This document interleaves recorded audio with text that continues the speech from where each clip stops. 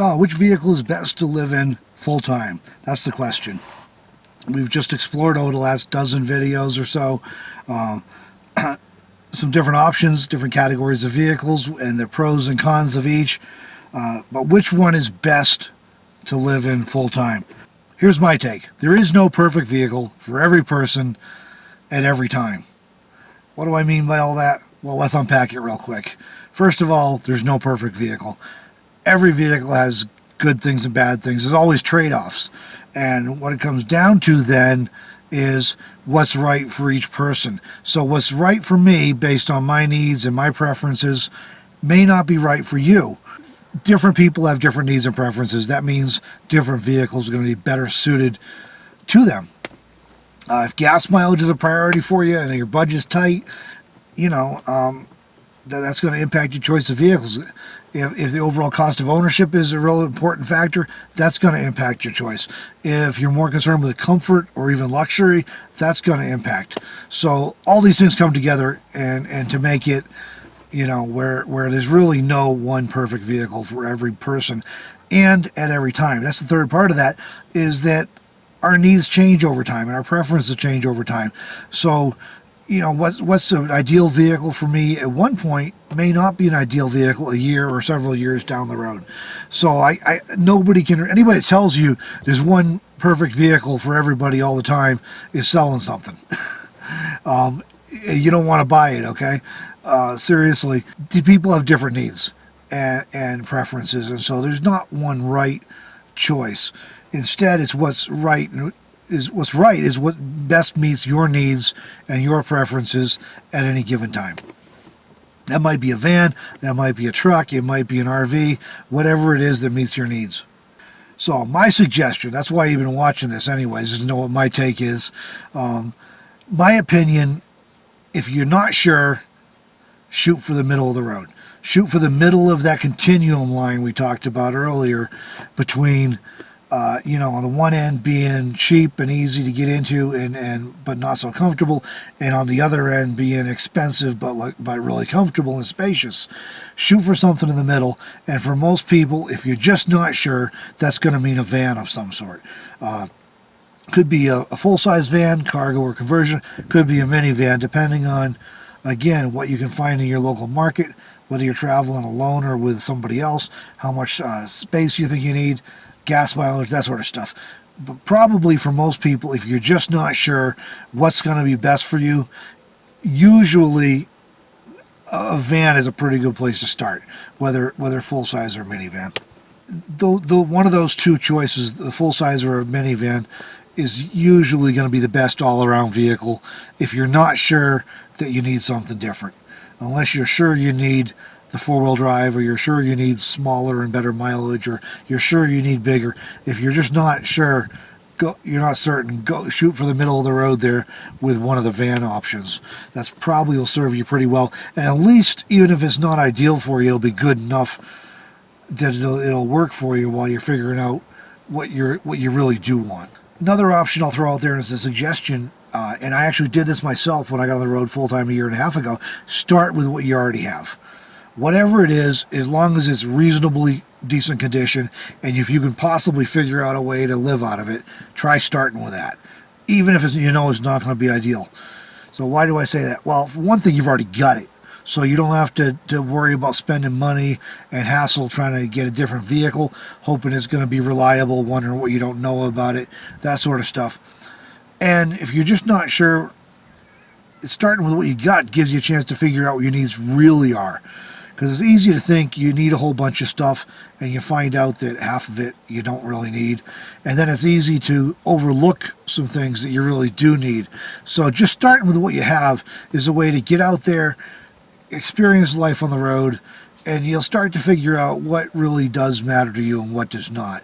The approach I used when I started off in the Camry a year and a half ago was to identify pain points. So, I tried to do some basic planning, get stuff as comfortable as possible to start with, but I knew I didn't have it all figured out. And so what I did was I focused on pain points. And what I mean by that is, what's the most uncomfortable or most irritating or most annoying thing I'm dealing with right now? And I'd have literally write down a list of, the worst things I'm dealing with, the biggest pain points. And then I'd try and figure out how I could solve those pain points one at a time. And if you'd solve them one at a time, just systematically work your way through. Some are easy to solve and cheap. Some are easy but expensive. Some are cheap but take a little while to figure it out. If you work through one at a time, in time, you get those things solved and you get a much more comfortable experience, and you've worked through what you really need and what matters to you. And you know what you need. When you get your next rig, when you change your vehicles, you have a much better idea of what it is that really matters to you. Starting with what you already have also gives you an opportunity to figure out for sure if you even like the nomad life. Obviously, you're probably thinking it might be good for you since you're looking at it, right? But maybe you're not sure. And so starting with what you've already got gives you a chance to try it out before you invest a bunch of money and time getting into a van or an RV or some other thing, and then figuring out you don't like it and maybe you end up selling that vehicle at a loss. So just try it with what you've already got, if at all possible, if you can reasonably do it, if you can figure out how to do it reasonably. And it gives you a chance to see if it's a lifestyle that's going to work for you before you take the plunge on changing vehicles that are into something that's optimized for full timing. And one more thing I'll throw out there, it's sort of only indirect here, is not directly related to which vehicle, but no matter which vehicle you get, try to get on the road with some kind of financial margin. The more the better, but try to have some financial margin. A lot of us, the bottom line is a lot of us are on tight budgets, and a lot of us who are doing this full time struggle financially. And I mean, there's plenty of people out here who are living on $1,000 a month or less than $1,000 a month, doing the best they can. The catch is, if you don't have a margin, is sooner or later something's going to go wrong. The vehicle's going to break down, or be in a crash or something. You're going to be sick. You're going to have a late check, whatever. Something's going to come up. So, because it always does. So try to have a margin if at all possible. There's a saying out here the road provides, and there's a lot of truth to that, because things do have a way of working out oftentimes, but you're going to be better off if you've got a cushion and you can deal with things when it comes up. A car breaking down is never fun. Breaking down when it's your house is really not fun. Breaking down when it's your house and you have no money to pay for a mechanic or to pay for parts, that really stinks. So to the extent possible, and I know a lot of you looking at getting on the road are going to be in the same situation that many people I already know on the road are in, and that's that the money's too tight, but do the best you can. You try to save a little money before you get on the road. No matter what vehicle you're driving, no matter what you're in, try to have a little bit of a cushion if at all possible. So like I said, that last point's kind of indirect. It's not exactly about which vehicle is best, but whichever vehicle you do choose, if you're thinking about getting on the road, try to plan it so you got a little bit of a cushion. Even if that means you're selling some stuff to make some bank or whatever, you got some part-time thing lined up, whatever. It'll help you out and take a lot of stress off you if you do that. So there's no perfect vehicle for everybody at every time. There is a vehicle that'll be pretty good fit for you based on your needs and preferences. And that may change over time. If you're not sure, either just start with what you've got or go for a van, full-size or minivan. That's my recommendation. Either one of those will work pretty well. They'll get the job done and get you through until you're able to figure out more exactly what it is that you think will work best for you.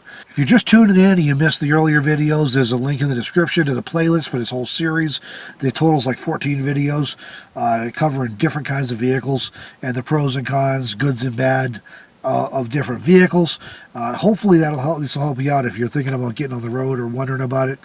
And because it can be overwhelming, when you're trying to think, what vehicle do I want to start with? What's going to be best for me? And everybody's got different opinions. And different websites or different YouTube channels tell you the best thing to do is this, or the best thing to do is that. And the truth is, it's going to vary depending on your needs. So hopefully this series helps you figure that out. It helps you identify what will work best for you. Hope you enjoyed it. Don't forget to give it a thumbs up if you liked it, and subscribe if you want to see more like this. Hit the bell so you get notified when I publish new videos.